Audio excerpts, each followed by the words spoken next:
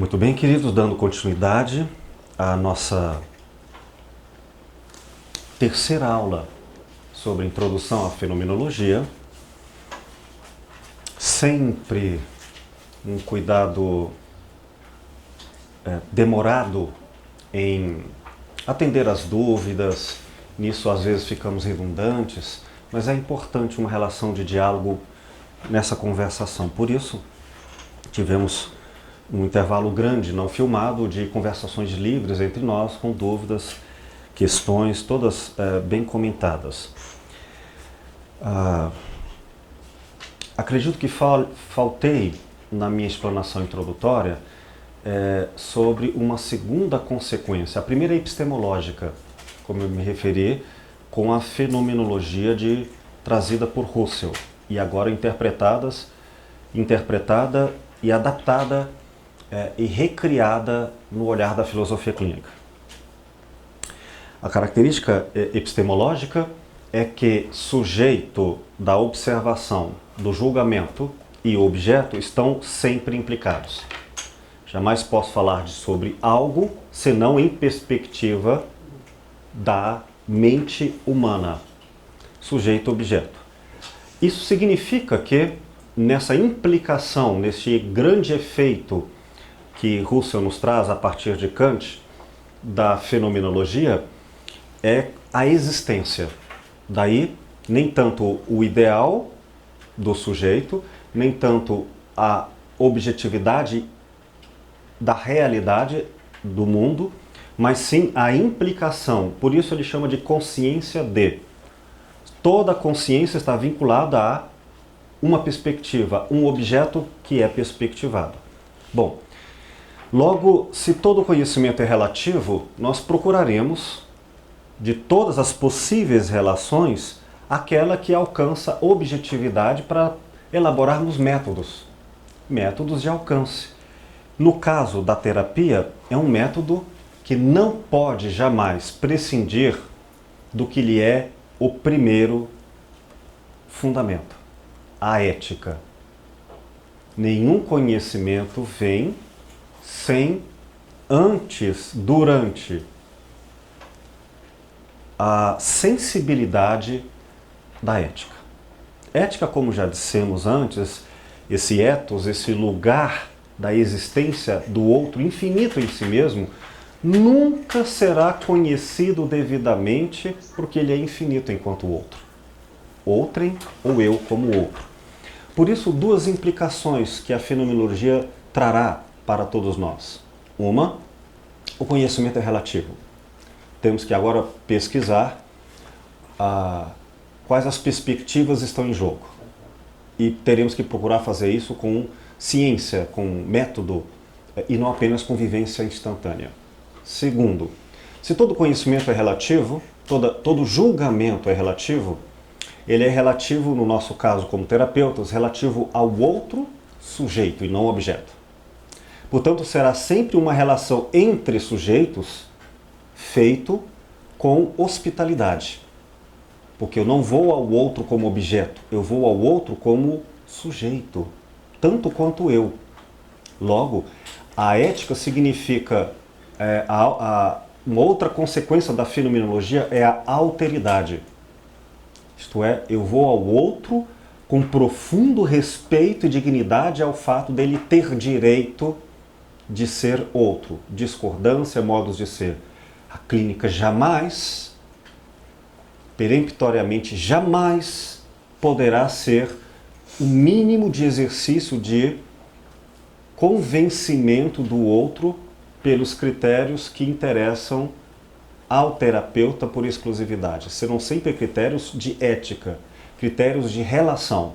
Portanto, se tudo é relativo, é importante que essa relação seja amigável, que essa relação seja digna entre nós, sem uma base fixa, ou eu ou o outro, será sempre entre nós. Bom, dando continuidade à leitura agora o que é intencionalidade, Introdução à Fenomenologia de Robert Sokolowski, nós não leremos uma sugestão, aliás, uma obrigação de se fazer em casa, o capítulo 2, percepção de um cubo como um paradigma de uma experiência consciente. Aqui, ele tem um item chamado lados, aspectos e perfis. Um outro item chamado identidade do próprio objeto. Nós saltaremos isso, mas nós já fizemos algum comentário amplo quando nos referimos, eu não me lembro se isso foi enquanto estávamos gravando ou fora da gravação na nossa conversação livre. Mas quando nós lidamos a exemplo de um cubo, eu não vejo o cubo como cubo. Em termos de ótica, eu vejo o cubo como plano. Só uma faceta, ou talvez duas dele, uma e parte da outra. Mas nós sabemos que ele tem lados, perfis, outros aspectos. Nós completamos isso. Significa que a maior parte daquilo que julgamos não é diretamente conhecida, mas é complementada pelas estruturas formais a priori da mente. Quer dizer, eu sei que eu intuo logicamente para fazer sentido como um cubo e não como um quadrado, a minha mente, não a minha eu, a mente humana, ela supõe que este objeto ele está no tempo e no espaço, a priori, e portanto sabe que ele tem volume, que ele tem um outro lado, ainda que eu não o alcance. Sem isso, nós nem saberíamos andar de bicicleta e fazer outras coisas. Isto é, se o cérebro faz isso num réptil, nós fazemos isso, além da estrutura cerebral, nós fazemos isso também cognitivamente em termos de valores. Linguagens, interpretações, tudo em nós já está ancorado num senso de história. Então, quando eu vejo algo, imediatamente, a priori, eu já coloco isso em contexto.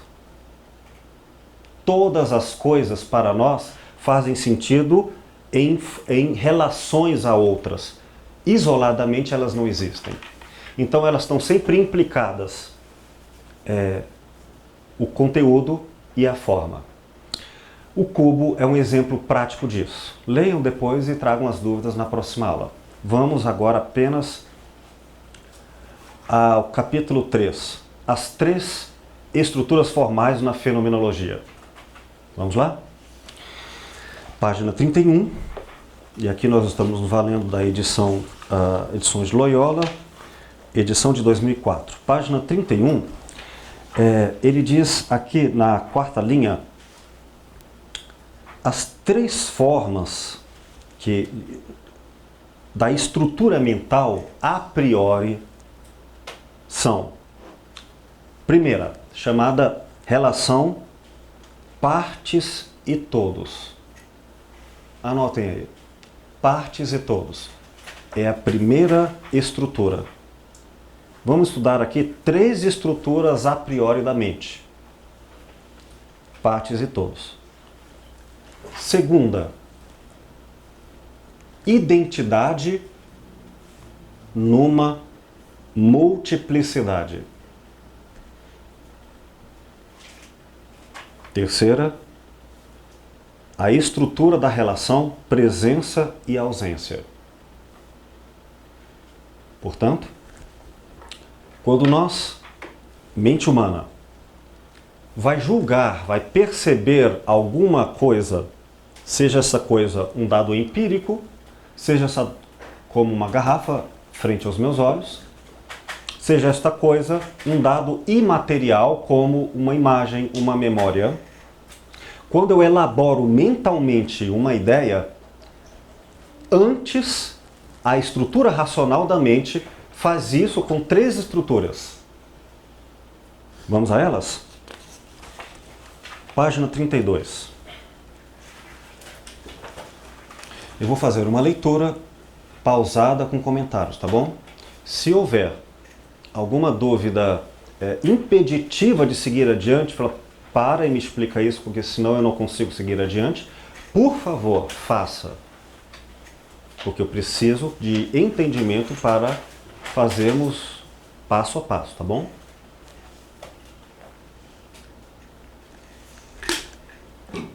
Partes e todos. Vamos estudar a primeira forma de interpretação que a mente humana tem. Pensem agora nesse estudo como filósofos clínicos. Quando alguém narrar alguma coisa, você já vai elaborar, estudar qual a relação na narrativa dessa pessoa entre parte e todo. Vamos lá? Totalidades podem ser analisadas em dois tipos de partes. Anotem aí. Anotem se isso fizer sentido para você, porque já está no livro, né? Dois tipos de partes. Então, toda a noção de totalidade está vinculado a dois tipos de partes. Primeira, isso é na fenomenologia, podemos dar outros nomes, mas vamos usar os termos técnicos aqui. Primeiras são chamadas pedaços. Primeiro tipo de parte. Pedaços são partes que podem subsistir e ser presentadas até separadas do todo. Pedaços são partes que podem subsistir e ser presentadas, tornadas presentes, até separadas do todo. Elas podem ser destacados de seus todos. Então, vamos continuar aqui. Depois eu comento. Pedaços também podem ser chamados de partes independentes.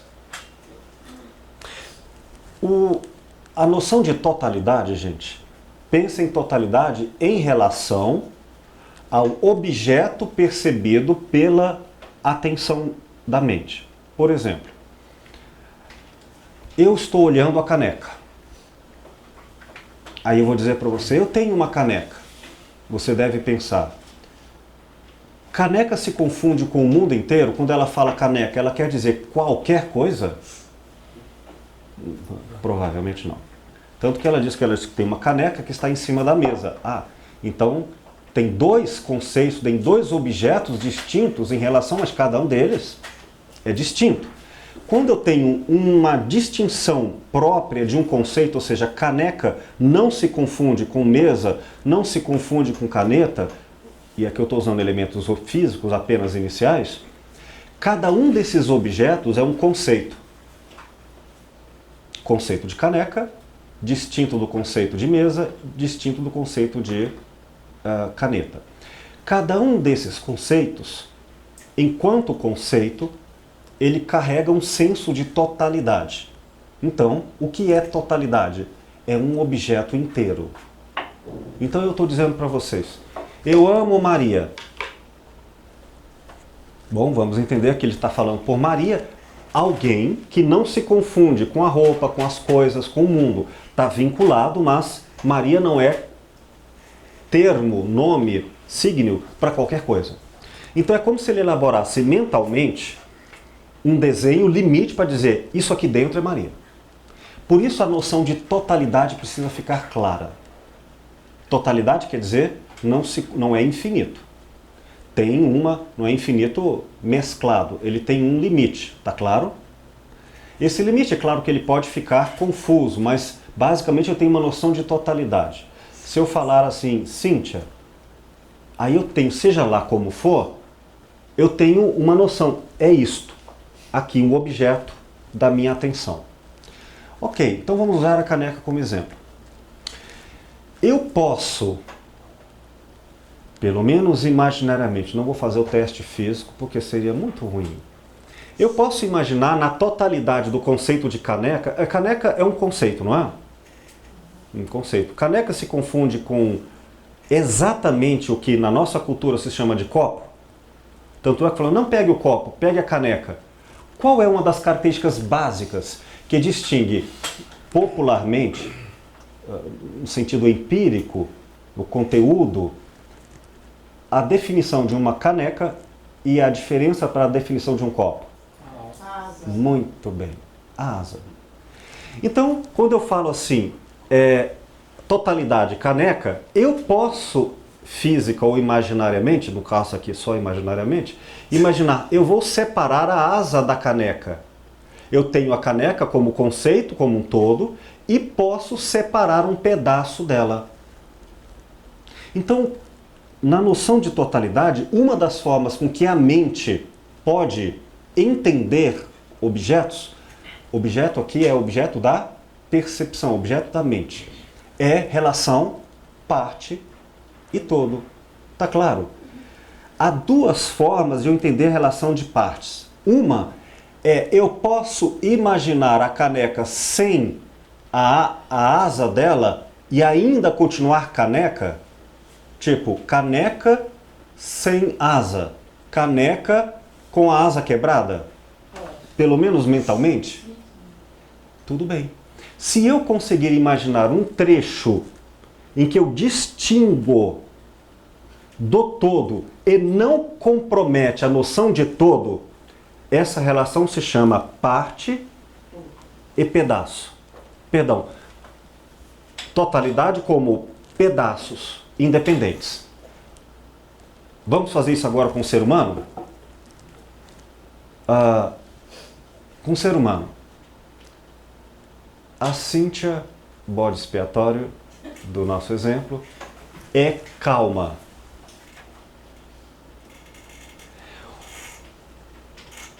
Calma é uma, entre outras características, que compõem, como predicado, da subjetividade Cíntia é. Sujeito Cíntia é calma. Calma é a totalidade absoluta e única dela? Não. Se fosse, seria redundante. Cíntia é Cíntia. Não, mas Cíntia é calma, porque ela pode ser nervosa, e ela pode ser alta, e ela pode ser mãe, e ela pode ser vários predicados. Neste caso, eu posso pensar, por exemplo, o fato dela ser calma, ou ela deixar de ser calma, vai alterar, vai me fazer perder o conceito de Cíntia? Eu posso pensar em Cíntia não calma e ainda assim entender que existe Cíntia? Qual é a forma mental? Essa estrutura é a priori, nós fazemos isso ainda que a gente não racionalize teoricamente, mas qual é a forma mental que em fenomenologia se chama isso? De conceito em pedaços. Ficou claro? Então, toda vez que temos uma sensação de totalidade e podemos extrair partes dela que não comprometem o conceito geral, aí nós vamos falar isso é um pedaço. Muito bem. Tudo bem? Vamos lá. Exemplos de pedaços são folhas e bolotas, as quais podem ser separadas de sua árvore e ainda apresentar a si mesmas como entidades independentes. Apresentar é tornar-se presentes à nossa percepção. Eu percebo as bolotas que saem das árvores, as folhas, e não perco a totalidade. Até um ramo de árvore é uma parte independente, porque ele pode ser separado da árvore. Assim, quando assim separado, ele não funciona mais como um ramo vivo e torna-se um pedaço de madeira, mas ainda pode existir e ser percebido como uma coisa independente. A árvore não deixa de ser árvore. Assim também, as partes de uma máquina, um membro de uma companhia de atores, um soldado em um pelotão de pedaços dentro dos seus respectivos todos. Tais coisas pertencem de fato, cada uma, ao seu todo maior, a máquina, a companhia, o pelotão. Mas elas também podem ser elas mesmas e apresentar a si mesmas separadas daquele todo. Então, se eu falar a Cíntia é calma, o fato de ser calma é algo em si mesmo, separado dela, um outro conceito. Então eu posso atribuir calma a outra pessoa porque é um pedaço dela, e esse pedaço ele é independente. Acaba que esse pedaço, se eu separo, ele é outro conceito. Entende? Posso falar da Cíntia e posso falar da calmaria. O que é a calmaria? Tá claro? O pedaço é posso separar e não perco, não altero, não adultero o senso de totalidade. Então, digamos assim, se eu disser o Luiz é nervoso, então é porque nervoso é uma categoria, um pedaço lógico do atributo de Luiz. Agora vamos imaginar, supostamente, que o Luiz não é nervoso como um pedaço. Se tirar o nervosismo dele, eu não terei o Luiz. Isso seria um pedaço? Não, não seria. Então vamos lá. Agora o segundo tipo de partes. Momentos. O primeiro é pedaços. O segundo é momento. Olha que momento, nós estamos falando de uma espécie de noção temporal. Noção temporal. O outro parece mais uma coisa, mas vamos lá. Momentos são partes, isso, o primeiro mais uma noção espacial, mas é claro, tudo no ambiente lógico. Momentos mais uma noção temporal, mas vamos lá. Momentos são partes que não podem subsistir ou ser apresentados separados do todo ao qual pertencem. Eles não podem ser destacados. Os momentos são partes não independentes. Exemplos de momentos são a cor vermelha ou qualquer outra cor, que não pode ocorrer separada de alguma superfície ou expansão espacial. Ora, se eu falar assim, algo é vermelho, algo tem que existir para que ele seja vermelho. Não tenho como separar. Vamos a algum outro exemplo. O tom musical, que não pode existir, exceto quando misturado com um som. Então, se eu falar nota dó. Nota dó é um conceito diferente de ré, não é? É o máximo que eu sei de teoria musical, então não me perguntem mais. Porque eu não tenho dom e às vezes vivo dando ré. Mas a ideia é, eu tenho como entender dó ou ré sem vincular isso a som? Entende? É impossível. Então, neste caso, são elementos distintos, mas que não se separam. Conceitualmente. Continuemos. E também a visão, que não pode ocorrer, exceto como dependente do olho. Tais partes são não independentes e não podem existir ou ser representadas por si mesmas. Um ramo pode ser cortado da árvore, mas o tom não pode ser isolado de um som. E uma visão não pode desprender-se do olho. Os momentos não podem ser, exceto quando misturados com outros momentos. Então, momentos são um tipo de parte que não pode tornar-se um todo com independência. O que eu quero dizer aqui? Nossa questão de fundo é o partilhante, o outro. Lembremos que o outro, a outridade de alguém, ou a identidade de alguém pode ser o outrem, partilhante, ou posso ser eu mesmo em reflexão. Então, quando eu vou procurar características dizendo a Zete é isto, é aquilo, ela se autodefine, definem ela por tais e tais características, agora eu já posso prestar atenção no meu mapeamento entre tais características, o que pode se ser separado dela pertence a ela, né? E, claro, eu não separo no mundo da vida, eu separo intelectualmente. Mas o que não é possível de conceber essa identidade sem. Vamos trazer isso para a clínica? Portanto, no sentido apenas existencial, no qual nós estamos falando de identidade existencial. Agora é o sentido filosófico. Por exemplo,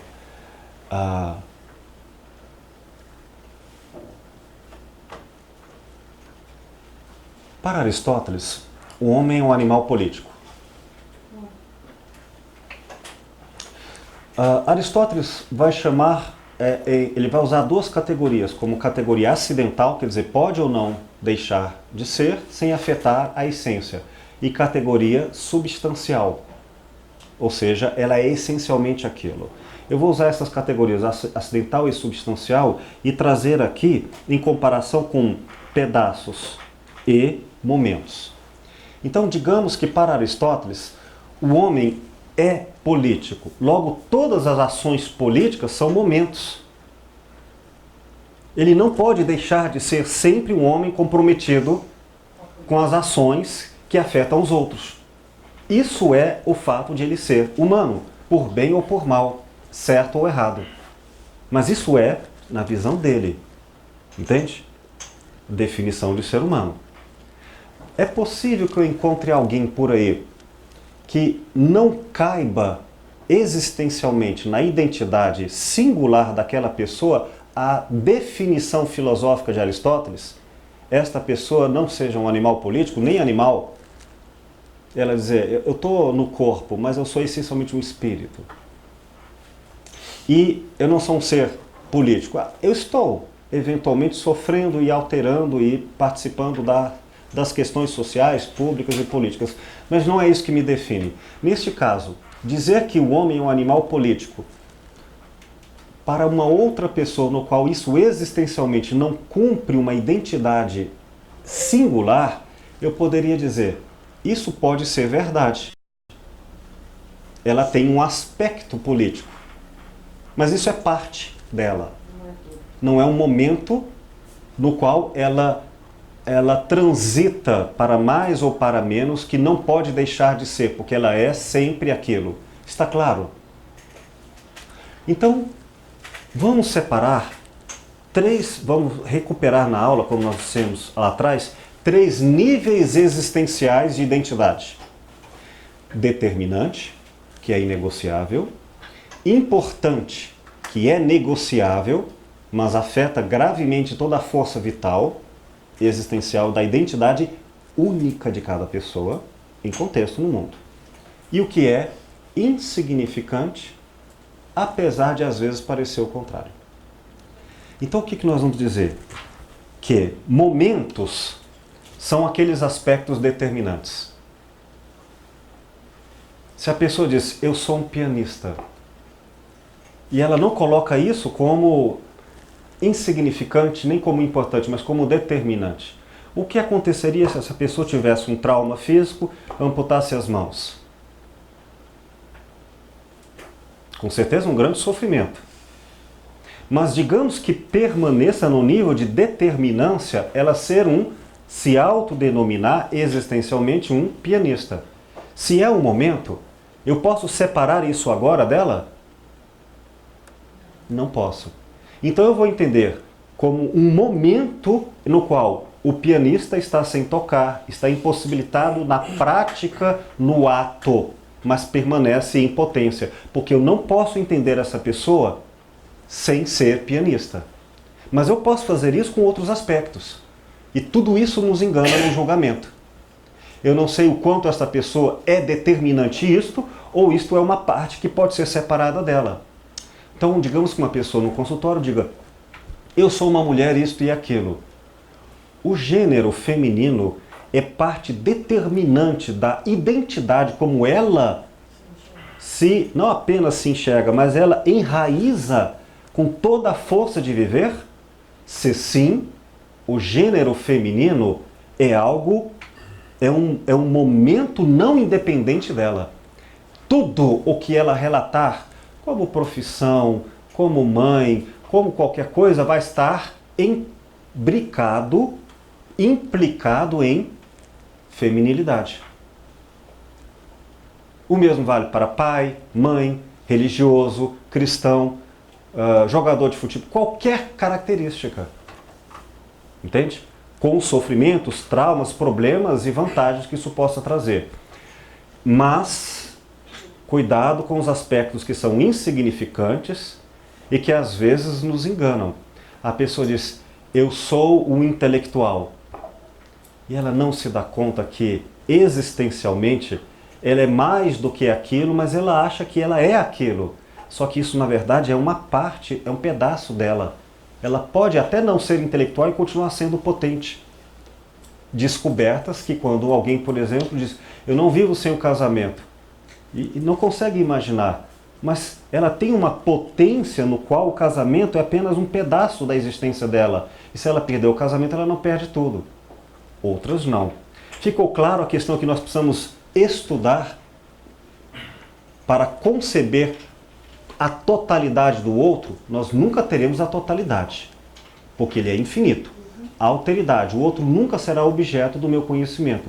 Eu estou me referindo aqui a um esforço de aproximação, no qual eu digo, a Cíntia é, enquanto eu tenho subsídios numa relação de diálogo e aprendizagem com a narrativa da historicidade dela, no contexto do ambiente que ela se apresenta, como bases categoriais que também são conhecidas por mim.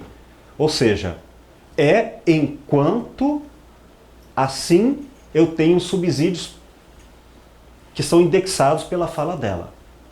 Tá claro? Isso pode mudar? Pode. Pode ser que a minha interpretação não tenha alcançado satisfatoriamente a realidade dela? Pode ser. E se eu cheguei a isto, também eu vou chegar com aproximações num mundo de infinitudes. Ok? Na filosofia clínica, o pedaço precisa ser sempre ou necessariamente, ele precisa lembrar do todo? Por exemplo, onde eu ver uma asa da caneca, eu sei que ela é uma asa de caneca. Onde eu ver uma folha, eu sei que ela faz parte de um todo, que é uma asa. Bom exemplo. Ele vai tratar bastante disso aqui ao longo do capítulo. E isso não é uma necessidade. Mas é bom dizer que a caneca, enquanto pedaço de um todo, a conexão do pedaço é porque eu tenho todo como referência. Mas se eu separo a caneca e não me importa mais a caneca, e agora eu vou ao pedaço, o pedaço já é um outro todo. Enquanto o outro todo, eu posso dizer, a Cíntia é calma. Deixa a Cíntia para lá, vamos estudar a calmaria. O que é a calmaria? A Cíntia é professora. Então, isto é um pedaço dela.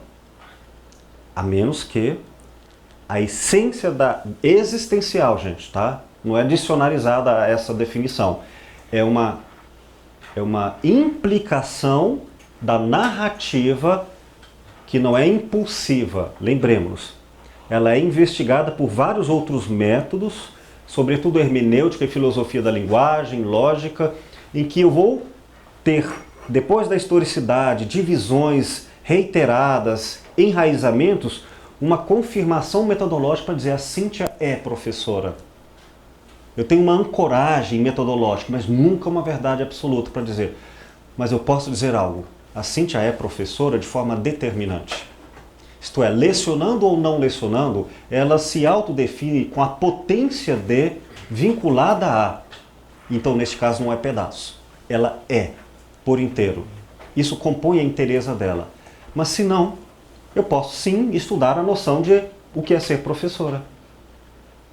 Separada. Porque assim, você falou da questão das potências, igual um militar que se aposenta recentemente. Por exemplo, para ele aquilo naquele momento é importante e negociável. Com o passar do tempo aquilo pode ser negociável. É importante, mas pode ser negociável. São questões a serem investigadas na historicidade e nas diferenças. Né? Não dá para fazer uma definição Aí é pesquisa clínica. clínica. Tá claro até agora? Vocês me dão mais alguns minutinhos? Já estão muito cansados? Ou querem um intervalo? Um intervalo comercial para seguirmos depois com o próximo item. Retornando após o intervalo e conversações mais amigas e abertas, respondendo dúvidas, retomamos agora ao capítulo 3, as 3 estruturas formais da mente na fenomenologia. 3 estruturas, lembremos-nos, formais. Elas não têm a ver com o conteúdo vivido na história existencial de cada um. Tem a ver com uma mente humana racionaliza, organizando, categorizando, colocando o mundo num sentido lógico para fazer o sentido humano. O sentido humano não é o sentido das coisas. Isto é, às vezes há interseções, aí uma questão de alteridade, coincidentes entre o sentido humano e o sentido do cachorro. Ambos têm em comum um estado de consciência e um estado de lógica próprio dos mamíferos. Isto é, temos noções de tempo, espaço e certas organizações conceituais em comum. Se eu uso termos utilizados para um cachorro, em que ele tem o conceito disso, pode, não pode, sim, não, o suficiente para elaborar esse conceito e não confundi-lo com outro, neste ponto eu posso me comunicar com ele e tenho que fazer também as mesmas conexões de intencionalidade. Quer dizer, quando eu estou usando uma linguagem com o meu cachorro, enquanto mamífero, enquanto capaz de separar conceitos, eu estou me colocando no lugar dele para ver como ele está entendendo, ou eu estou usando noções de formas que não são mais comuns entre nós. Exemplo. Vou falar de conteúdos. Digamos que um cachorro proteja o seu filhote e eu diga, nossa, mas como ele ama, e penso como um cristão, em termos de prejuízos religiosos, em termos de emoções na categoria humana, na relação do que eu entendo no meu conteúdo, relações sociais e valores tradicionais entre pais e filhos, diz, olha o exemplo como eles amam. Até outro dia vi um vídeo nesses mensagens via WhatsApp do YouTube, em que um cachorro estava preso, tentando sair de uma grade e em certa aflição, e um gatinho chegou por trás e como que brincando, dando uns tapinhas nele, e ele acabou entrando. E colocaram lá uma música de fundo um tanto emotiva, alegre, como querendo se interpretar que o gatinho quis ajudá-lo a superar essa dificuldade. Ora, essa interpretação pode ser uma projeção dos conteúdos do intérprete. Se se colocar no lugar do gato, eu tenho que ir nas estruturas formais do gato. O que ele entenderia pela mente dele. Ora, até que ponto ele tem a noção de certo ou errado, para ser moralmente um ajudador do outro que estaria em perigo? Que noção ele tem de perigo? E a patinha? Será que ele estava brincando, como eu observo esse comportamento em outros, como uma brincadeira mais ligado à brincadeira sensorial do que à ajuda de uma dificuldade? Percebe que eu posso jogar sobre ele uma interpretação equivocada? Sim. Então, quando se fala em lágrimas de crocodilo, citei isso em outra aula, eu tenho que me perguntar, estou eu usando, em relação ao crocodilo, um valor moral, dizendo ele é mau, mas ele não tem essa categoria formal lá? Bom, então, se o cachorro tem a categoria emotiva entre nós, eu posso apresentar um objeto emotivo e ele reconhecer o objeto emotivo. Então nós temos uma categoria capaz de comunicação. Eu falo emotivamente para ele e ele tem essa percepção formal, a priori, de emoção e ele entende. Mas se eu pegar um crocodilo e ele em nenhum momento, lembrando que isso é um dado por experimentação intuitiva, em nenhum momento eu consigo comunicação emotiva com ele, provavelmente, enquanto objeto de emoções que eu emano, em termos de linguagens verbais e não verbais, ele não tem a percepção emotiva. Então ele não será mau, mas ele terá outra categoria, como a sensorial, instintiva. Então eu tenho que fazer isso com todos. Mas com o ser humano, com outro ser humano, é muito mais rico, muito mais complexo. Agora imagine uma pessoa que se assemelha a um crocodilo. Ela é humana, ela tem emoção, tem raciocínio, tem semioses linguísticas, mas num nível metafórico, abstratamente de 0 a 10, um e-mail. Vamos usar aqui uma outra relação. Linguagem musical.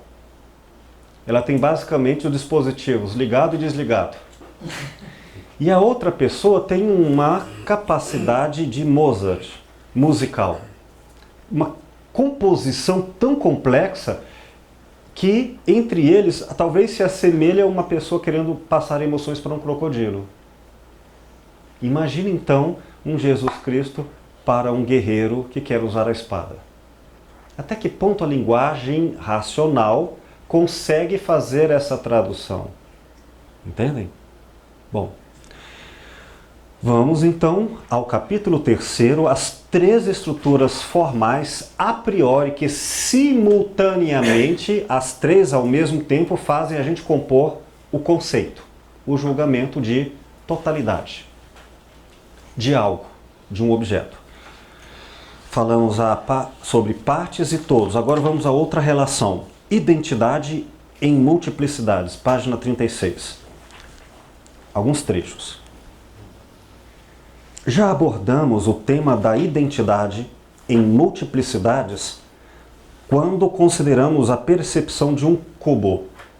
Isso no capítulo 2. O cubo, como uma identidade, mostrou ser distinto em seus lados, aspectos e perfis, e ainda era apresentado por meio deles todos. Isto é, ele permanecia com a mesma identidade, é um cubo em cada uma das facetas. São várias, mas em cada uma delas carregava consigo a noção de a mesma identidade, é o mesmo cubo, não é outro. Página 37.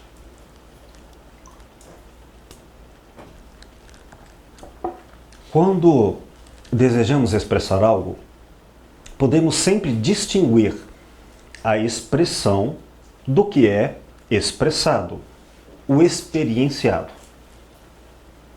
Em outras palavras, o termo e o significado do termo. Se dizemos, a neve cobriu a rua. A rua está coberta de neve. E me permitem, não vou saber ler o que está dito em alemão. Ja. Nós proferimos 3 diferentes expressões, mas podemos considerar que todas as 3 expressaram um e o mesmo sentido ou experienciado. Um e o mesmo fato ou um pouco de informação. As 3 expressões são como 3 aspectos de um e do mesmo objeto.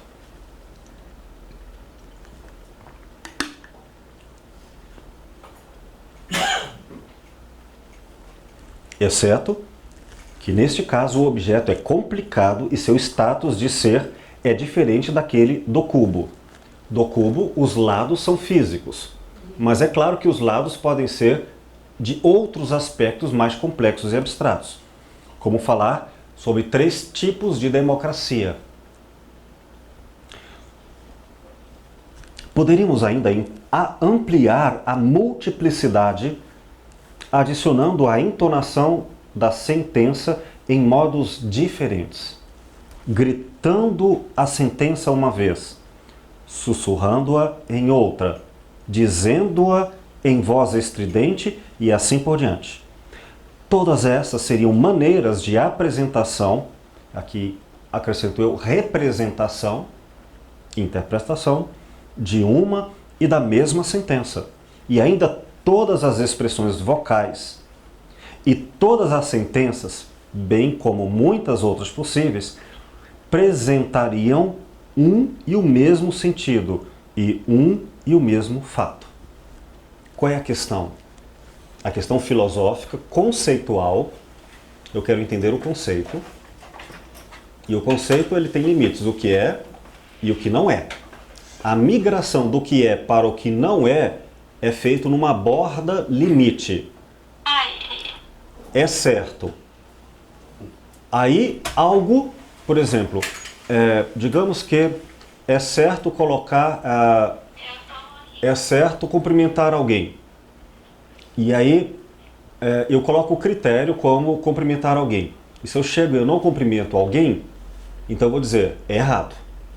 Como eu sei quando migrou do é certo para o é errado? É porque eu tinha um critério. No caso, arbitrariamente definido como cumprimentar alguém. Esse cumprimentar alguém é o conceito, no nosso exemplo, o conceito prático de o que é certo. Então o que é certo não é qualquer coisa. Ele tem um limite. Ele tem uma noção de totalidade que eu chamo de conceito. Então, o que as pessoas têm para serem pessoas? Conceitos de vida. Quando alguém diz assim, meu casamento acabou. Não é óbvio? Ela se separou e tudo mais? Não é óbvio. Eu tenho que perguntar, o que ela está chamando, o que ela está entendendo pela palavra casamento? Qual é o conceito? O que é casamento? Seria um vínculo sexual? Seria um contrato jurídico? Seria relação de amor? Seria cuidar dos filhos? Qual é o conceito de casamento que ela tem como identidade? Lembremos, identidade é isso. Isto A é idêntico a A. 2 mais 2 é idêntico a 4. 4 não mudou o termo de 2, mas não é o mesmo significado? 2 mais 2 igual a 4. Portanto, eu estou dentro da mesma identidade com formas diferentes sem perda da identidade, está claro? Então, digamos que a pessoa diz assim, em clínica, a minha identidade, seu doutor, é o seguinte, eu sou uma mulher religiosa e para mim, viver para Deus é a única razão de ser. Vamos dizer que este prejuízo moral é profundamente autêntico para ela. Isto é, identidade existencial. Não estou dizendo que ela é essencialmente isso. Estou dizendo que existencialmente a potência de vida, tal como ela construiu, enraizou ou revelou na sua historicidade, que é o máximo que eu alcanço dela por aproximação, aprendizagem, no convívio, na escuta, mas enfim, no ir ao mundo dela como hóspede, acolhido, escutando pelo convite que ela me faz, dizendo, venha me conhecer, eu quero me apresentar. Superando as aparências do engano, das primeiras impressões e chegando ao mais íntimo do que seria a potência dela, eu diria, nossa, de fato, compreendo, concordando ou não, outra questão, que para esta pessoa o casamento a define. Perdão, não o casamento. A identidade religiosa de servir a Deus. Ponto. Então ela é religiosa, isso é um valor inegociável. Cheguei à identidade existencial dela no conceito de vida dela. Não vou discutir isto, vou respeitar isto. Bom, então diante dela, por diversas razões, vamos dar esse exemplo, o marido diz, eu troquei você por 2 de 20. E separou. Não é uma opção dela. Agora ela está separada. Mas aí ela fez uma conexão, um exemplo prático, dizendo o seguinte. Então Deus manda, pelo itinerário do mesmo modo de interpretar a realidade, via pré-julgamentos religiosos, morais. E ela tem um outro pré-julgamento religioso, que é ali o tópico 5 da estrutura de pensamento. Diz ela, o casamento é indissolúvel, o casamento é eterno, Deus uniu, o homem não pode separar. Mas juridicamente o marido dela se afastaram e não tem mais como. Então agora ela tem uma questão de identidade partida em conflito.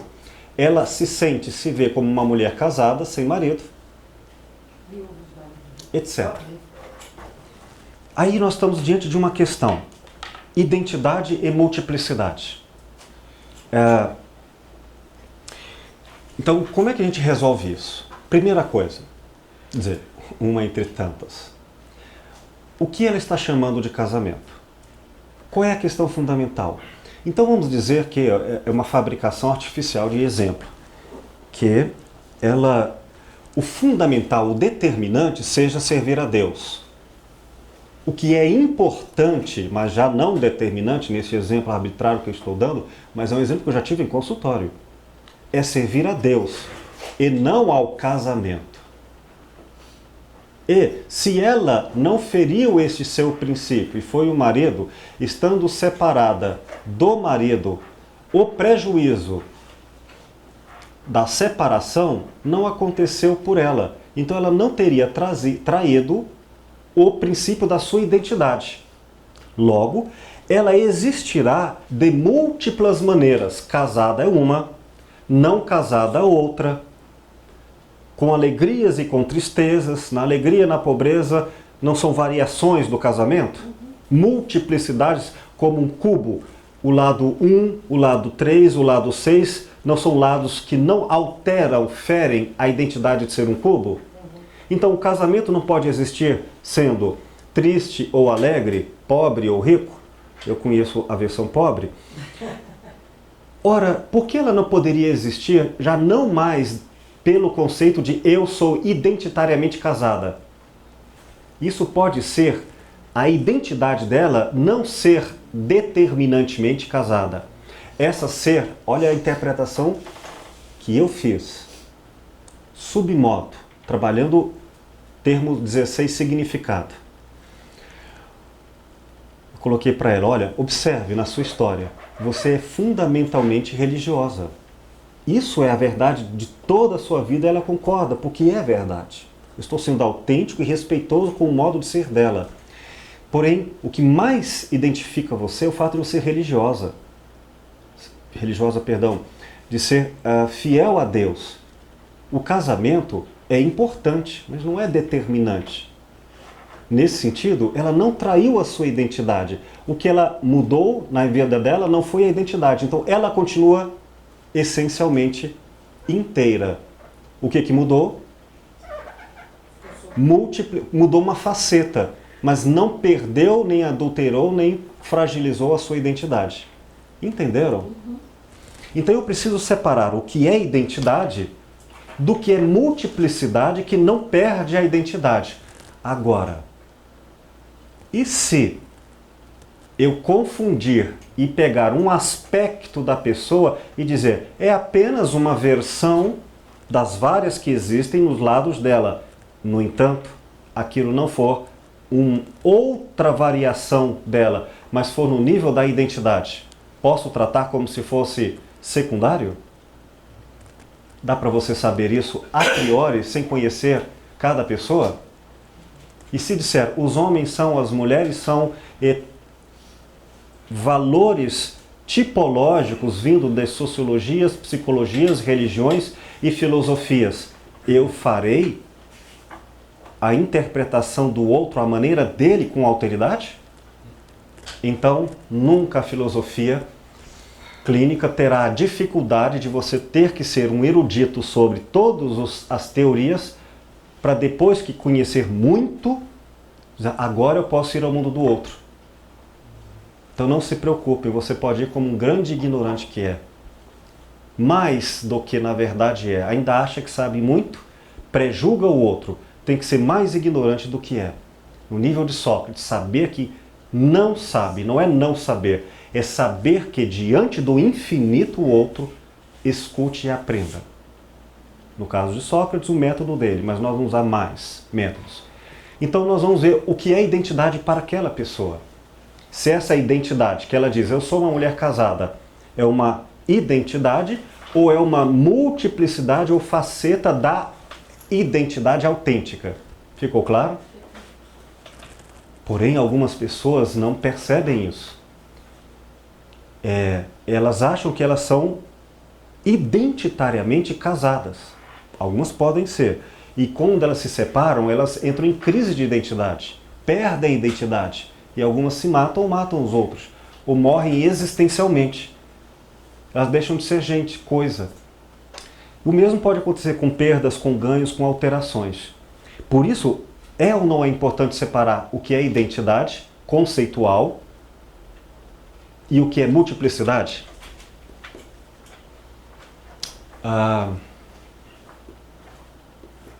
Eugenilton, você é religioso? Sim. Qual a sua religião? Católica. Vocês entenderam? Eu sei que não sei.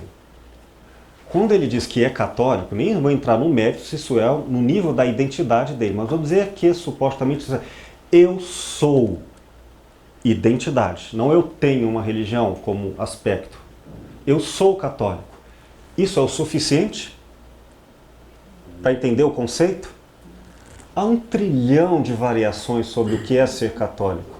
Eu tenho que mapear, e aí ele vai dizer tantas coisas, mas é a opinião dele que não garante autoconhecimento autêntico dele. Ele vai dizer, católico é isso. Ele pode até achar, sem se conhecer, que as características que ele define são as da identidade. Um verdadeiro católico é. Porém, nós vamos ter que estudar na visão de mundo dele, como ele vê de fato, e corroborar ou desarticular isso no sentido de as aparências enganaram. E o que ele entende por católico é autenticamente aquilo. Somente com conhecimento do conceito de católico, e se ele tiver uma crise existencial ligado a ser católico, é que eu vou saber o que é identidade e o que é facetas de católico. Não é rico poder fazer essa pesquisa? Continuando a leitura. No segundo parágrafo da página 37. O ponto é que o fato idêntico pode ser expresso numa multiplicidade de modos. Preste atenção, gente, guarde isso agora com carinho. Nem todo mundo é rico, é plural existencialmente sobre a própria existência. Aliás, quase todos nós somos muito pobres existencialmente. Vou contar um exemplo, não vou dizer que sou eu.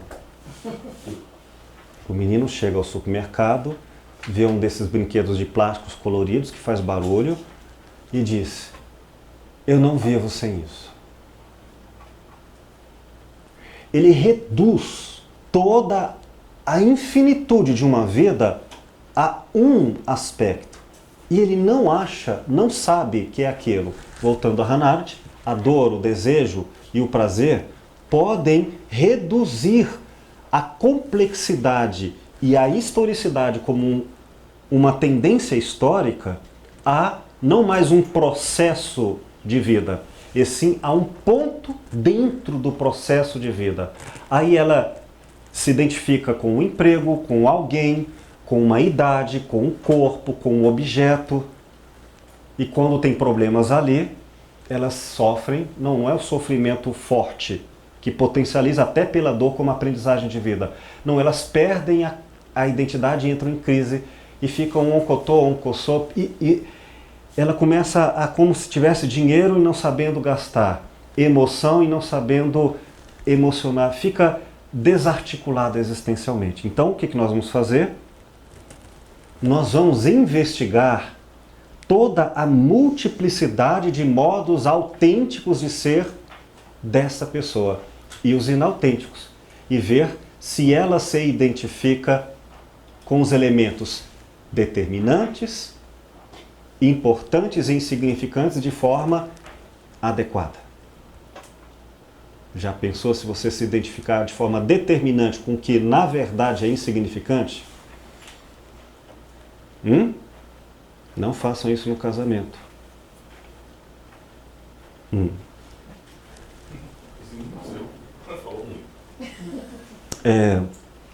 Algumas linhas abaixo, aqui no meio, vai dizer o seguinte: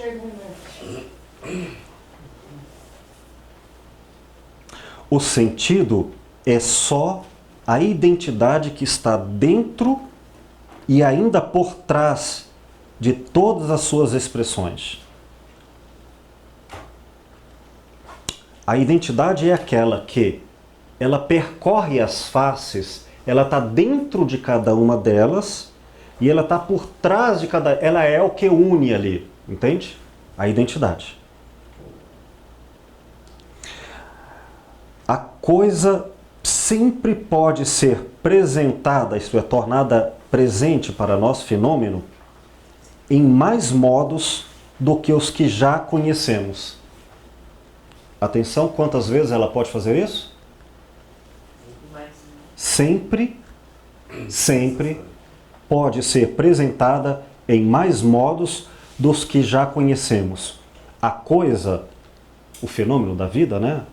Sempre guarda mais manifestações em reserva.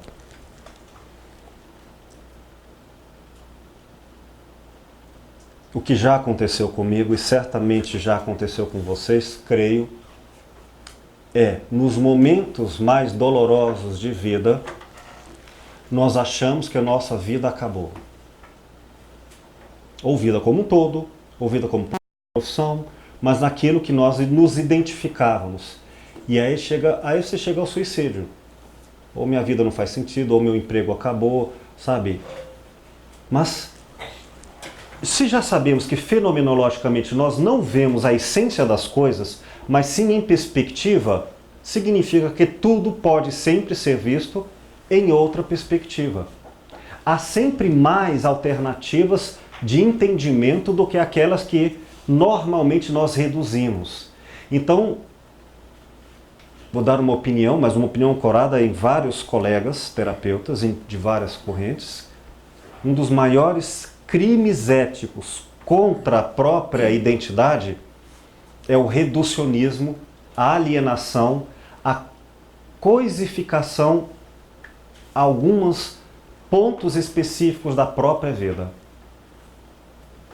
E quando elas entram em crise, a gente acha que perdeu tudo.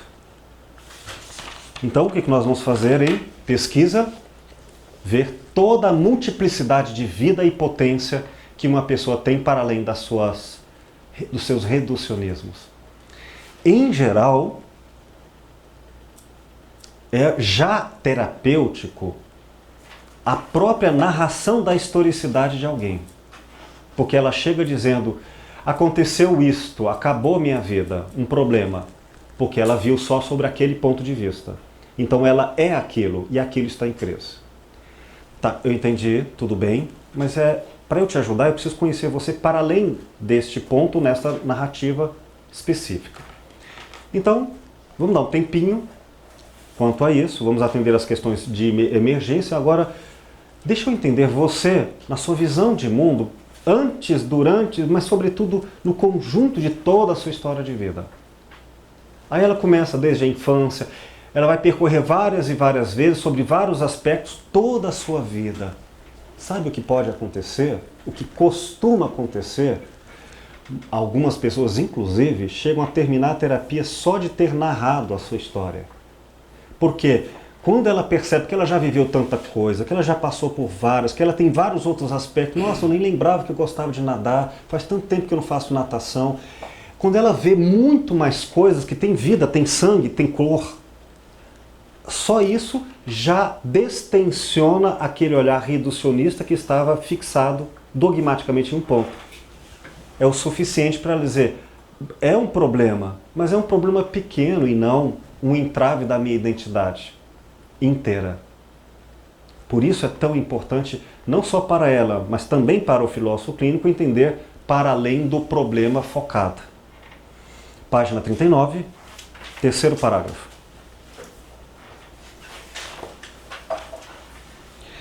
A identidade que é dada por meio de suas múltiplas manifestações pertence a uma dimensão diferente daquela da multiplicidade.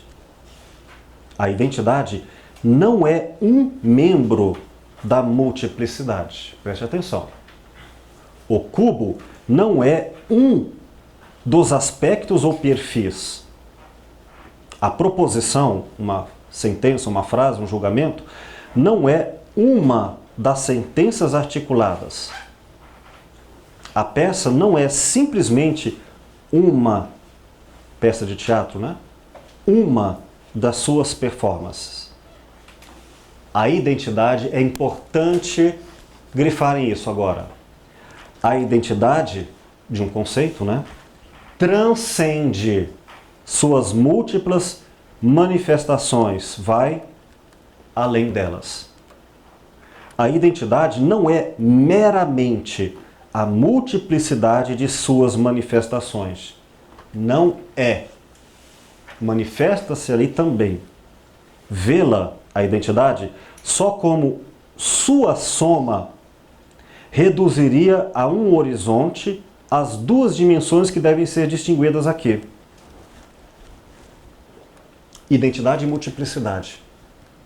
Então nós podemos ter outra forma de reducionismo. Eu sou isto. Ou então, toda a enumeração de características de quem eu sou, dizer, cada uma delas é um pedaço somado à outra. Não é. A identidade, a essência, o eu de alguém, nunca está reduzido em cada uma das facetas. Então, se eu pegar Talvani, quem é Talvani? A essência, a identidade de Talvani, ela tem uma multiplicidade de manifestações. Algumas delas importantes, existencialmente para ela, na potência de vida, outras insignificantes, outras determinantes, mas nenhuma delas, e nem todas elas, enquanto enumerações que o conhecimento me dá, me dará a identidade dela. Então, a identidade é algo que manifesta infinitamente sobre vários aspectos. Mas eu não posso reduzi-la a nenhum deles ou achar que quantitativamente é a soma deles. Um cubo só é cubo porque ele tem, ao mesmo tempo, todos eles. E nenhum deles é, finalmente, esta é a verdadeira faceta do cubo. Não, isso já não é cubo, é quadrado. Cuidado. Cuidado, então, dizer, a Zete, agora finalmente, a Zete é X. Não, isso é um aspecto, pode ser até determinante, mas a identidade transcende todas as interpretações sobre ela. A identidade é a essência. E é no conjunto eu tenho conceitos feitos de, até agora nós vimos, pedaços e momentos. A identidade tem o conceito de alguém tem uma identidade e manifestações possíveis. Continuando a leitura, tornaria tudo apenas uma série de manifestações, tudo em uma dimensão, se eu cometesse esse erro, né, de reduzir. Em vez de reconhecer a identidade como além da dimensão de manifestações, como algo apresentado por meio de todas elas e também por meio de outras possíveis manifestações. Transcende. Nenhum conhecimento substitui a essência. O conhecimento é sempre uma interpretação do outro.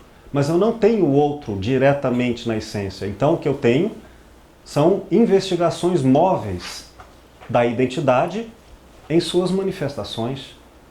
Por isso é o ser vivo.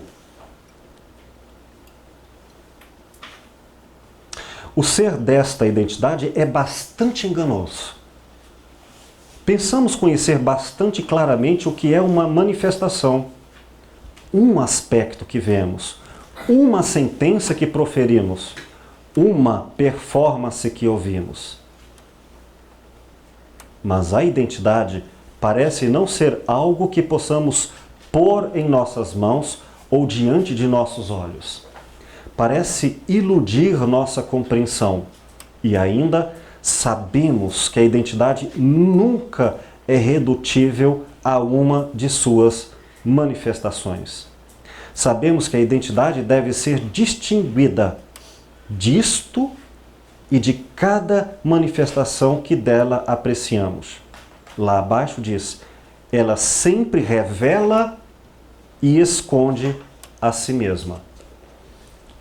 No caso Laura, essa moça que eu atendi há muitos anos atrás, ela creu, ela reduziu a ideia de que ela matou o pai. Numa tal interpretação que ela se reduziu a uma coisa. Não só ela, como a mãe. Reforçando esse engano. Então imaginem vocês que naquele livro ou filme A Letra Escarlate, a mulher trai, aí agora ela é a traidora. Ela tem que carregar um A vermelho, ela tem que carregar o símbolo da traição para andar em sociedade. Nós não fazemos isso? Então o cara é um assassino, de fato. Isso pode ser verdade, mas isso não é a totalidade dele. E qual é a totalidade? A totalidade, ela é viva numa relação entre parte e todo. Nunca eu tenho a plenitude, eu tenho sempre partes e todos e composições. Eu tenho sempre a identidade e manifestações. Tá claro, gente? Já imaginaram então no consultório a pessoa já chega trazendo cristalizada uma identidade fixa e em sofrimento? Doutor, eu vim aqui porque eu sou obsessivo compulsivo. Doutor, eu venho aqui porque... E já traz o diagnóstico para mim. Claro, então ótimo. Então já... E não só traz, como levaram sobre ela esse diagnóstico. E muitas vezes feito por profissionais irresponsáveis que mal olharam nos olhos e em 5 minutos sem anamnese já passaram receitas psiquiátricas. E ela, crendo na autoridade do outro, ou no namoro, ou em outras personagens, fez isso consigo. Então, a página 40, primeira linha, o que tentamos fazer em nossa análise filosófica é assegurar a realidade de tais identidades, demonstrar o fato de que elas são diferentes de suas múltiplas manifestações e mostrar que, a despeito de seu escorregadio status, elas verdadeiramente são um componente do que nós experienciamos. Então a fenomenologia evita a metafísica da única essência e identidade que até o senso comum costuma trazer. Meu marido, ele é isso, e reduz. E aí, de repente, o marido pode ser até um péssimo marido, mas ser um excelente pai, um excelente profissional ou o inverso. Sabe? No filme Estrada da Perdição, o Tom Hanks, ele é um assassino e um excelente pai. Ele não quer que o filho seja um assassino, que pegue uma arma. Isso não tira o fato dele ser realmente um assassino, mas e como pai? E nessas infinitudes? E olha que então no segundo parágrafo, vocês podem me dar mais 5 minutinhos? Por caridade. No final do segundo parágrafo diz assim: por dizer cuidadosamente as diversas multiplicidades e identidades, nós temos que ter isso com cuidado. A fenomenologia ajuda-nos a preservar a realidade e distinção de cada, o que é identidade e o que é facetas múltiplas. Ajuda-nos a evitar o reducionismo por demonstrar o que é adequado a cada tipo de ser. Você é uma mentirosa. Espera aí, no conceito de quê? Como mãe? Como filha? Como profissional? Não é mentirosa em si. Entende? Nossa, na clínica não é assim que a gente chega tão claramente se vendo, sabe? Então isso já nos ajuda a, vamos ver tudo isso, mapear existencialmente. Não só em sua experiência independente, mas também em sua força de apresentação. Então nós temos que considerar qualquer interpretação no conjunto da historicidade para termos uma estrutura de pensamento bem articulada na tendência existencial, numa espécie de filme cuja narrativa faz sentido histórico e conjugado, e não julgar por fotografias e aspectos isolados, ainda que verdadeiros, mas não no fluxo forte e intencional do que da vida. Então, em filosofia clínica, a identidade é o que se aproxima das intencionalidades determinantes da autogenia, e não aquelas que são desimportantes no conjunto. E assim, terminando esse item, na página 41, no último parágrafo, diz assim: como um exemplo final da estrutura da identidade e em multiplicidade, vamos mencionar as muitas consciências que temos de nós mesmos. Nossa autoidentidade é algo que se apresenta por meio de um especial configurar de manifestações. E aqui embaixo, 5 linhas, 6 linhas abaixo, diz: um importante constituinte de nossa identidade pessoal está fundado nas interações de memórias, imaginações, percepções e no fluxo de nossas consciências do tempo interior. Acham que a gente tem essa riqueza de olhares sobre si mesmo ou sobre os outros? Ou tira uma fotografia de Polaroid e diz: está aqui a pessoa pelo que ela falou e fotografou no Facebook. Ponto final. Um último aspecto. São 3 estruturas formais para termos o conceito de alguém. A visão conceitual de alguém ou como essa pessoa tem sobre as coisas, sobre o mundo. A primeira é relação, partes e todo. A segunda, identidade e em suas multiplicidades. E a terceira é estrutura de presença e ausência. Presença e ausência e a identidade entre elas. No segundo parágrafo da página 42 diz assim: presença e ausência são os correlatos, um está vinculado ao outro, objetivos para intenções cheias e vazias. Então preste atenção. Uma intenção vazia, intenção não é vontade, viu? A intenção é percepção lógica. Estamos falando da forma a priori.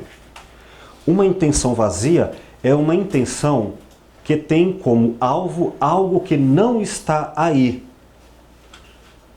Algo ausente. Algo não presente para quem o intenciona. Por exemplo, a memória. Deixa-me falar da minha bicicleta que eu ganhei. Só que ela não está aqui presente. Ela está numa relação a relação entre, vamos ver aqui, intenção vazia. Eu estou vendo, eu estou interpretando um conceito, mas ele está vazio do objeto presente. Então, ele está na minha memória. Uma intenção cheia é a que tem como alvo algo que está aí, em sua presença física, ante quem o intenciona.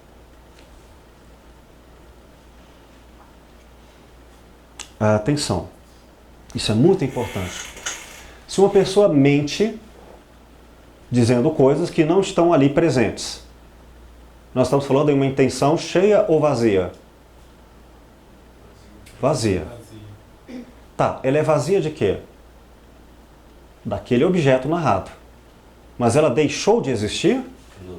Então ela está ainda vinculada a algo.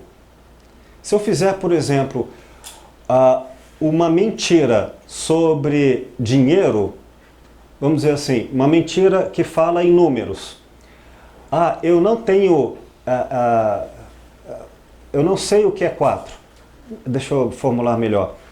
Se eu fizer uma mentira sobre cores, embora não tenha aqui, eu tenho sim anteriormente alguma experiência com cores. Então imagina uma pessoa que diz que toca violino. Eu sou um grande músico, no consultório vai falando, e você não encontra, nem no presente, e nem em nenhum momento na historicidade dela, nenhum vínculo com música. E assim pode ser uma pessoa evangélica que não tem em nenhum momento uma vivência da qual ela fala. No caso, será que ela está apenas vazia daquele conteúdo ou ela nem sabe do que se trata? São perguntas.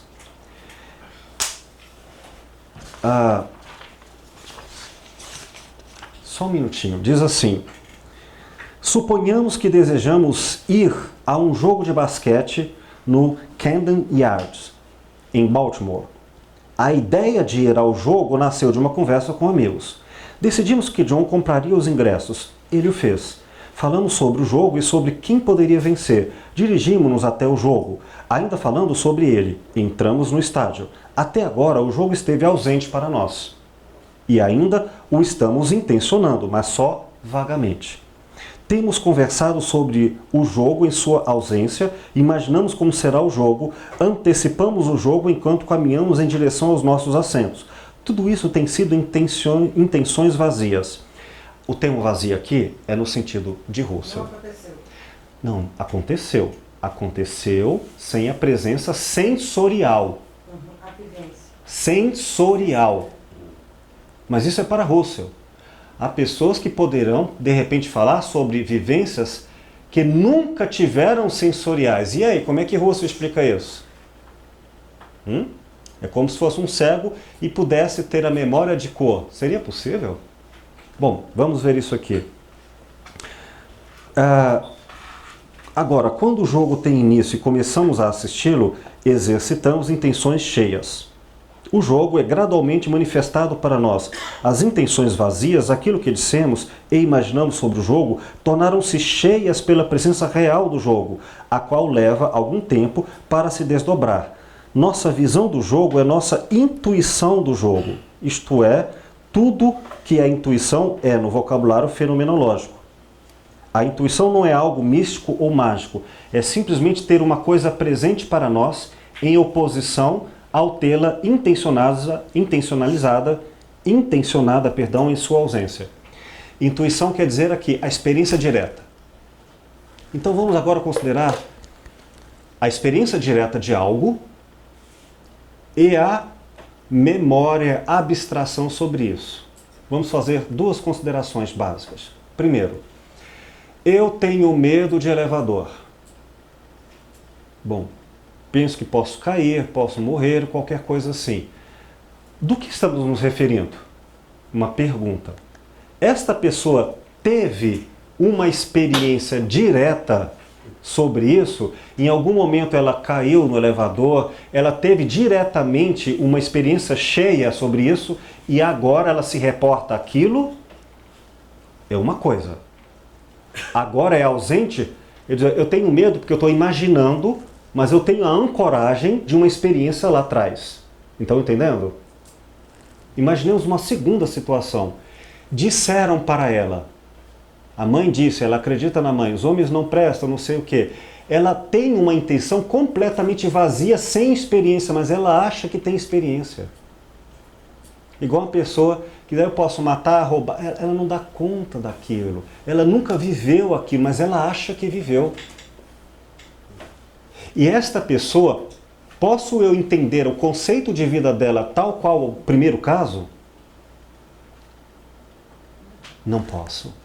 Então, se uma pessoa está tendo delírio do que vive dentro dela, ela está vazia no momento, mas ela está cheia de experiência. E muita gente, às vezes, tem traumas que nem tem experiências relativas àquilo, mas não sabem. Acham que tem. São pré-julgamentos, artificialidades. Vem um filme, herda dos pais, herda do discurso religioso, herda da cultura, e ela não tem aquilo. Então imagina uma pessoa racista que nem tem a vivência do racismo, mas tem o comportamento, a crença. E outras são racistas porque elas vivem aquilo tal como para elas é uma experiência direta. Tudo isso não pode ser erroneamente aceito sem interpretação. Portanto, se uma pessoa está mentindo, pergunta, ela está mentindo, mas será que na mentira dela, a intenção, a elaboração teórica, mental daquilo, ela tem uma vivência concreta? Ou é uma mentira de quem nem sabe do que está falando? É diferente. Então, se eu for uma pessoa que é um assassino, já matei várias pessoas, e agora eu vou mentir que matei uma. Ok, esse último exemplo foi só uma mentira, mas a elaboração mental do que é matar alguém ela tem uma ancoragem cheia. O discurso dessa pessoa terá componentes de uma sofisticação provavelmente diferente daquela outra que diz que matou e nunca teve a experiência, só imaginou indiretamente a partir de outros. Daí eu já posso separar mentiras, delírios, tudo será fato. Tudo será fato psíquico. Mas não teremos a mesma concepção de realidade. Estão entendendo? Agora é só uma definição conceitual. Mas depois nós vamos, em cada aula, materializar isso em vários exemplos. Você tinha uma questão? Não, aí tá, chegou a essa conclusão. E aí? Assim, que eu tenho um caso parecido, assim. Sabe, a pessoa conversa, eu vejo que ela está delirando, mas eu não sei, assim, conduzir isso nela, sabe? Tá, vamos dizer que eu fui abduzido por um disco voador, e esse disco voador me levou para o futuro. Ok, eu estou narrando isso na clínica. Vamos ver o que está acontecendo. Aí diz o seguinte, como é lá no futuro? Não é só futuro, como é outro planeta, e lá nem tem seres humanos. Aí a pessoa diz assim, então as pessoas que estavam lá, quer dizer, os seres que estavam lá, uma coisa eu vi, eles viviam na moda. Interessante. Não são valores, não são humanos, mas ela usa categorias de entendimento baseado em experiências cheias, que são ancoradas na vivência dela. Então o que ela está chamando de futuro, e muitos filmes futurísticos, não passam de projeções de conteúdos do passado. Entende? Fazer um filme futurístico seria, de fato, algo estranho para os contemporâneos. Mas se o futuro for uma readaptação do que nós vemos aí, então essas intenções chamadas vazias, elas têm como suporte intenções cheias. Então, imagine se uma pessoa delira repetindo conteúdos que ela tem dentro dela. Ok, então isso se remete a uma vivência. Agora, imagina se uma pessoa delira e fala uma língua que ela não conhece. Opa, isso aí então está vinculado a outra interpretação. Percebe? Se uma pessoa, um arquiteto, eu vou imaginar como é que seria a casa do futuro, e elabora conceito, uma nova concepção de realidade, no qual novos componentes que ainda não foram pensados, aí eu estou falando sobre uma experiência que ela não é só vazia do presente, ela está cheia de algo que ela de fato está vendo. Ela está concebendo. Agora, então, eu tenho que entender se ela está cheia de uma experiência. Vou pegar um outro exemplo religioso. Jesus Cristo falava lá do céu. Seria uma intenção vazia de experiência? Ou ela estava cheia de experiência narrada? Claro, estou usando um universo bem abstrato. Mas vamos dizer assim, para ele ela está cheia. Mas para o outro que está ouvindo, ela está vazia. Fala, deixa eu imaginar. Lá, mais ou menos. Aí a pessoa fala, perdoa, eu perdoo, mas está vazio de... Então, memória, abstração, vamos chamar isso tudo de vazio, mas vazio não quer dizer ruim. Mas essa memória é historicidade? Tudo é historicidade, seja abstrato ou não. Eu só preciso saber se isso foi vivido ou se isso é uma representação imaginária por memória. Isso está presente ou ausente durante a fala. Porque, deixa eu ver se eu consigo entender. Por exemplo, quando o meu filho nasceu, a minha mãe vivia falando que eu nasci e eu tive um problema de... Um exemplo bem rapidinho para a gente terminar aqui o Pois é, capítulo. não, Sim. aí ela falou assim que era uma condução. Certo. E eu morria de medo do meu filho ter condução com os mesmos pais. Ok. Aí meu filho nasceu e teve. Quer dizer, eu tive as duas experiências. Vazia, que eu imaginava que era. Isso. E aí, quando meu filho deu confissão, de tanto ela falar, deu confissão, eu tive a experiência cheia. Sim. Mas a outra não estava vazia? Sim, vazia, exato. Agora, quando você agora, neste momento, está falando sobre isso, você está falando, está percebendo algo que está vazio do seu corpo presente, sensorialmente. Entende? Mas ela tem no seu histórico, do que você se refere, uma experiência, ou seja, ela foi cheia em algum momento. Entendi. Portanto, se eu conto... O jogo, depois, quando o jogo passar, ela continua cheia. Não, ela já não é mais cheia, mas ela esteve cheia. Então, o que eu quero dizer, assim, basicamente quando uma pessoa fala sobre algo, algo que não está no momento presente, ela está vazia. Tranquilo quanto a isso, não é? Vazia de quê? Da experiência durante. Mas, ok, está vazia. Então eu vou dizer que eu fiz isso, eu fiz aquilo, tudo bem. Ok, eu posso mentir, eu posso dizer tantas coisas. Mas vamos ver então se lá no passado ela teve alguma experiência cheia. Ela viveu empiricamente aquilo.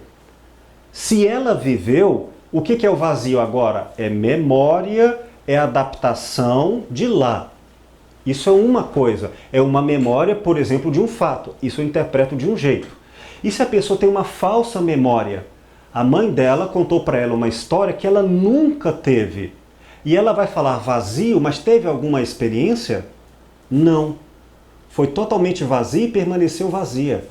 Então, se a gente falar em experiências vazias ou experiências cheias, podemos falar sobre o que está ancorado na vivência dela e o que não está, nem sequer está. Então, não podemos tratar como se fosse tudo simples. Ele exige análise. É diferente porque algumas pessoas podem se referir a experiências como se elas tivessem vivido e vamos lá e não tem. Isso é diferente. Deixa eu só concluir aqui. Rapidamente, na página 43, é apenas esse trecho que eu vou citar aqui. Página 43, no terceiro parágrafo, diz assim, termino por aqui. Ainda um outro exemplo é o seguinte, as experiências, aspas, internas de uma outra pessoa são sempre irredutivelmente ausentes para nós. O que você está falando do que viveu, eu queimei a mão, eu que estou lhe ouvindo, ela é presente ou ausente para mim, o ouvinte? Ausente. Então, cuidado. Se a pessoa fala assim, meu cachorrinho morreu, e eu estou agora, começo a sofrer, e a memorizar, e a viver a presença da lembrança, meu cachorrinho morreu, o que eu estou fazendo? Eu estou confundindo o que ela está colocando, que se tiver presença ou não na história dela, é uma coisa, mas agora eu tenho que deixar bem claro, tudo o que a outra pessoa narrar, para mim é ausente. Mas eu também tive uma experiência semelhante, mas a minha é outra. Então, cuidado, o que a pessoa coloca, eu não posso tratá-la como se fosse apenas eu projetado lá. Eu estou me referindo à estrutura dela. Então, as experiências dela são intransferíveis para mim. Logo, se ela cortar o dedo e falar, está doendo em mim, fala, não, posso até ser isso, mas ela é ausente. Eu não posso dizer, eu sei como é que é isso, como se eu tivesse lá. Fenomenologicamente. Não importa o quanto você possa conhecer o outro. Se eu dissesse isso aqui para algumas mães que dizem assim, eu conheço você, eu sei que você está... Não importa o quanto você possa conhecer o outro. Seu fluxo de sentimentos e experiências internas nunca poderá vir a ser verdadeiramente misturado com o dele, num modo que permitiria, por exemplo, que as memórias ou fantasias dele, de repente, começassem a emergir dentro de sua consciência. Dizendo isso, se a pessoa começar a narrar coisas e depois eu passar a vivê-las como minhas, assim podem ser pessoas, podem ser histórias de ninar, podem ser filmes, Mula de Sete Cabeças, Assombração e tudo mais, medos, preconceitos, homem não presta, fantasmas, tantas coisas que eu posso interpretar, eu tenho que agora me colocar uma questão filosófica de investigação, que é um fato psíquico, sim, é. A pessoa está narrando, ela está vivendo, e eu já aceitei isso. É uma intencionalidade, está nela, está percebido. Mas tem presença ali, de alguma forma, em algum momento, ou não? Só isso já vai me descortinar uma riqueza de recursos e possibilidades de terapêutica. Percebe? Então, concluo com um último exemplo. Certa vez eu fui trabalhar, meu filho, que hoje tem 21, tinha uns 6 anos, ele ficou em casa, eu disse, meu filho, não abra a porta para ninguém, papai vai trabalhar, agora eu volto. Não sei o quê. Por quê? Aquela coisa, por causa tem gente perigosa lá fora, bandido, não abre. Tá ok. Mas ele me adiantou, dizendo, não se preocupe, porque eu defendo você. Mas como assim? Deixa eu entender como ele está intencionando isso. Porque eu luto karatê. Isso porque ele viu um desenho animado em que ele lutava karatê. Tempos depois ele falava que andava de skate, porque jogava videogame de skate. Então imagina se você vê um filme de romance e passa a sair de lá romântico. Ou vê um filme de amor cristão e sai de lá cristão. Não dura meia hora isso lá no shopping. Logo, os desejos começam, ausentes de vivência, começam a não ter força. Já imaginou então, se uma pessoa fala assim, não, então eu vou fazer medicina porque não sei o quê, mas isso são projeções e modos de ser que não tem presença dentro delas em nenhuma instância, e não quer dizer que tenha que ter. Entende? Porque às vezes isso pode vir de forma abstrata. Nem sempre a experiência sensorial é a base da vivência real. Às vezes a vivência real é toda na abstração. Mas ela tem alguma vivência disso, isso pode nos dar indícios para saber como interpretar e como ajudar. Bom, terminando essa questão das 3 formas de intencionalidade que nós vamos, ao longo do curso, sempre retomá-las. Primeira, a totalidade em suas partes e todos. A segunda, identidade em suas multiplicidades. E a terceira forma, presença e ausência. Presença e ausência para identificar a identidade delas. Esses 3 componentes não são fundamentais para nós interpretarmos a linguagem do outro?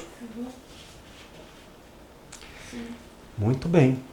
Então nós hoje terminamos esse capítulo, continuaremos ele em revisão e acréscimos na próxima aula. Mas por hoje é só.